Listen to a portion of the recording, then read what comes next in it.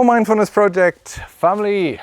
This is the last week of our Advent calendar. Time is running fast. I hope you all have a good time. I hope that Corona is not wearing us down too much in this time. And I hope that you are not busy, just running around and trying to find Christmas gifts. So, the last week of our Advent calendar, today is the 20th of December, will be about the fourth divine mind state, which in Pali language is called Upekkha, which means equanimity. So equanimity actually means that your mind is in complete peace and not bound to the dualities of right and wrong, up and down, good and bad. And I have a super nice story which explains a little bit what that means. So, once upon a time, there once lived a king who announced to prize the artist who would paint the best painting depicting peace. Many great painters sent the king several of their best art pieces. One of the pictures among the various masterpieces was of a calm lake, perfectly mirroring peacefully towering snow-capped mountains.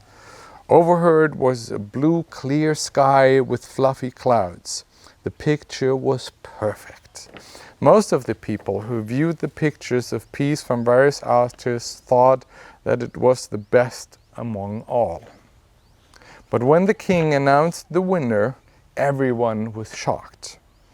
The picture, which won the prize, had mountains too, but it was rugged and bare. The sky looked very angry. There were lightning. This did not look peaceful at all. It looked like the artist has mistakenly submitted his painting depicting storm rather than peace. But if anyone looked closely at the painting, he could see a tiny bush growing in the cracks in the rock. In the bush, a mother bird had built her nest. In the midst of the rush of angry weather, the bird sat on her nest with peace. The peace does not mean to be in a place where there is no noise or no trouble. Peace means to be in the midst of all the chaos and still be calm in the heart. The real peace is a state of mind, not the state of the surroundings. The mother bird at her calm, despite her chaotic surrounding, indeed was the best representation of peace. Yeah, I love this story because this is just so true down to your bones. Because a lot of times people misunderstand meditation, going into the cave, making the mind really calm, and then there's no bad feelings anymore, just bliss and joy and stuff like this. But that is not peace at all. I had a very funny story. When I was a monk and Anya was a nun, after we disrobed, we immediately went to India to meet friends for New Year, and they were staying in the ashram of Osho. So we were like, yeah, great, just seeing something different. And I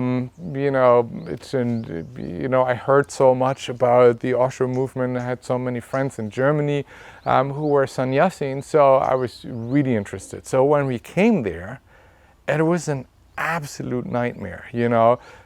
People were super strict. In this temple you had to wear white socks, and in this one red socks, and they checked if you were your clothing was correctly, and I was not allowed to wear black underwear in there, and it was just one crazy thing after the other. And Anya and I, we really got super upset because being a monk, your mind is super calm, and then coming to this ashram, and there was all this tantric things going on, and people were really crazy and dancing, and it was very German in there, and some of their followers came to us and, hey, you are new, and how do you like it? And we were like this is not spirituality, this is an amusement park. We are kind of like barking out like really good Germans. And and then, my yoga teacher, she's an old, very wise woman. She wrote me an email and asking, "Hey Christian, how was it, after being a monk?" And I was always,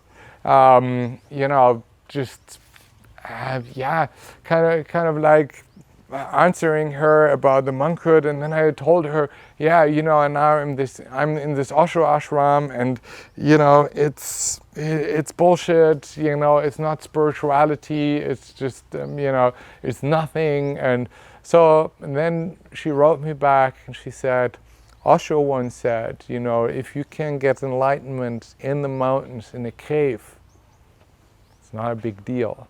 But if you get enlightened here in my ashram with all the noise and the craziness, then your enlightenment will last and will be deep. And in this moment, I was so ashamed, because I realized even after being a monk for a whole year, my mind flipped back immediately into judgments, into thinking I know better, thinking I know something, thinking I know what spirituality is. All these delusions were right back. And I was really ashamed afterwards. And then I was able to just smile about all that, what is around me. And I was just able to enjoy and to appreciate the people, and, not only just looking at the bad things. And that is the mind which is centered, and so Ajahn Chah always calls it unshakable peace. It's not the peace because of the surrounding, it's unshakable because you can be in the midst of a marketplace and you can be absolutely fine.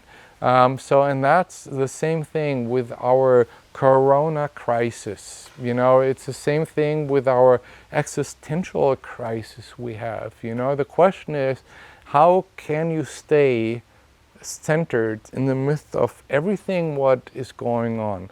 And again, it's always the ability to step back from the me, mine, and ego and see the bigger picture. We are living on this tiny blue planet in the midst of this gigantic universe.